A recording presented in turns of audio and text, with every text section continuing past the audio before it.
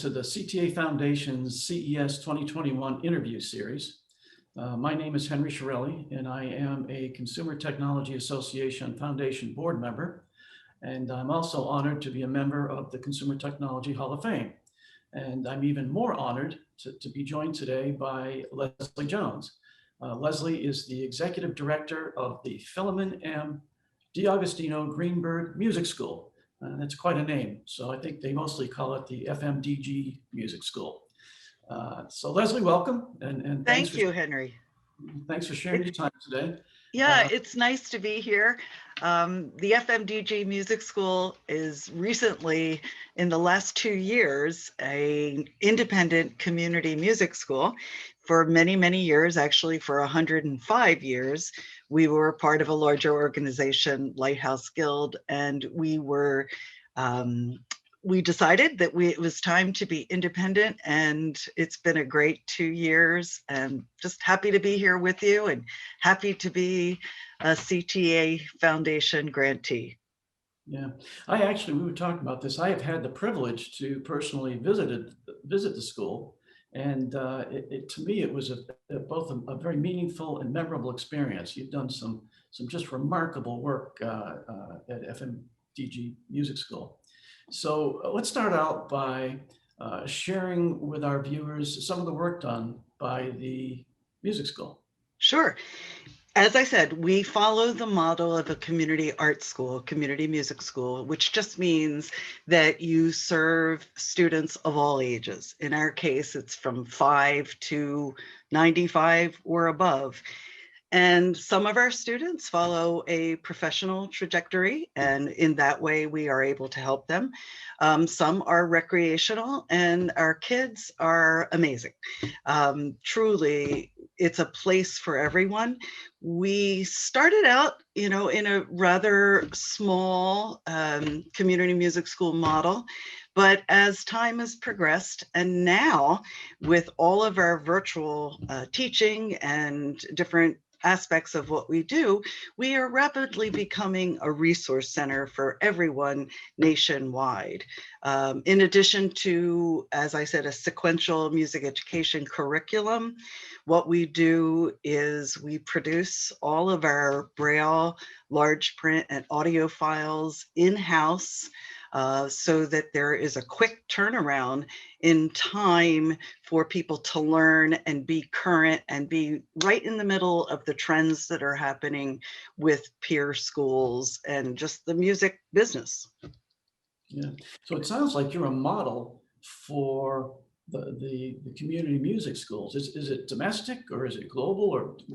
Well, interesting that you should ask. While our focus is obviously domestic, this year, particularly with the pandemic, we started doing virtual classes that were a little dissimilar than what we had done before. And we opened it up nationwide, and we've gotten students from across the country. However, the international perspective is that a few years ago, we did a presentation at the University of London that was focusing on visually impaired musicians globally. And what we learned is we sort of are in a unique position that not others have a lot of these kinds of schools, and we are serving as a model.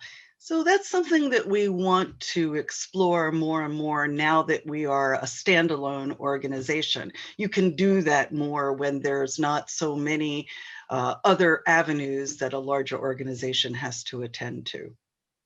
Wow, it's terrific. So thank you. Why is it important for a music school that's focused on the low vision students, the blind students? That's such a great question. And, when I first started as the director, maybe 23 years ago, I asked the very same question, because one of the things that we don't want to do is segregate our population from the general population. We all live in a world that is full of all kinds of people, and we want to be part of that world.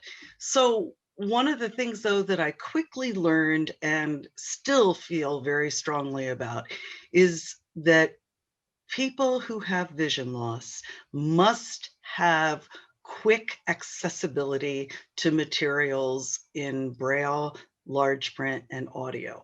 You need to receive your materials at the same time that your sighted peers do so that you can compete in this world. So one of our focuses, especially with the kids, is to make sure that they're literate musicians, that they're learning to read Braille if they're totally blind, that they're learning to use customized large print, which we provide, so that they can maximize what their talents and their abilities are. Now, there's always people who like to learn by ear, but that should not be dictated by blindness or vision loss. It should not be a factor.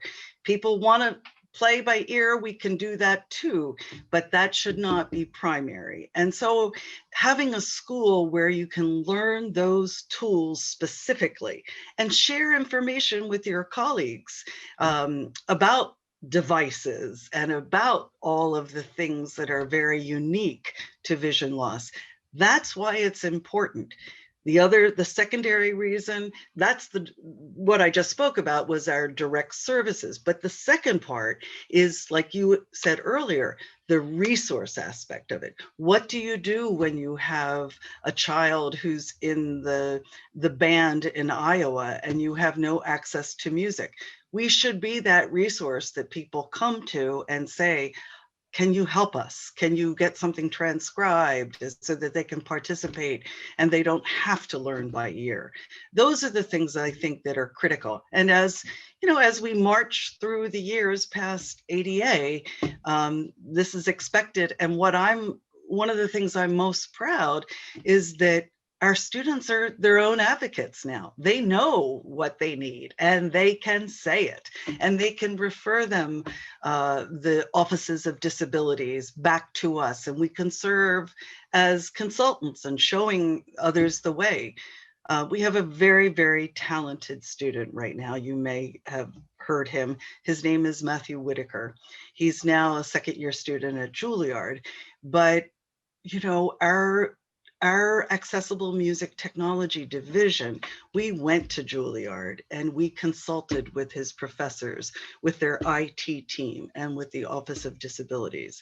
And that helped his path be much more smooth in being able to interface and do what he needed to do in terms of assignments, and then their faculty having the recognition, oh, there is a way to do this. So again, terrific. So what role does technology play in all of the work that you do? well, it's core. It's absolutely core. We couldn't do it. We'd have to rely on hand transcribers if we were to try with our Braille and our large print. All of that would have to be done by hand if we couldn't use the technology and use it efficiently. So that, you know, to me, that's what changed the face of the music school in the last 25 years is technology. You know, all of our students are able to use the speech programs on computers. They all use iPhones for the most part because of VoiceOver. You know, it's just allowing them parity. That's the word I really comes to mind. They can do these things because they can get what they need. And it's absolutely critical in today's world with all of the virtual learning that is happening. I'm so tickled because, you know, we didn't skip a beat when the pandemic came. We just went right to virtual learning. All of our students have been able to get on. They've done some remarkable things in terms of learning how to record themselves musically. Just tomorrow, we're having a virtual holiday performance card, and it's featuring all of our 6 ensembles, and all of those students recorded themselves or with minimal assistance from the faculty. And that to me is success. Yeah. How are you distributing the Christmas card? How are you going to engage the folks outside the school with that? Well, like others, we use Constant Contact, and we just send an e-blast that has all of that in. I will send it absolutely to CTA Foundation, and then asking people to forward. We also have our own YouTube channel. So in addition to having the card, all the full pieces will be available on our YouTube channel and also on our website.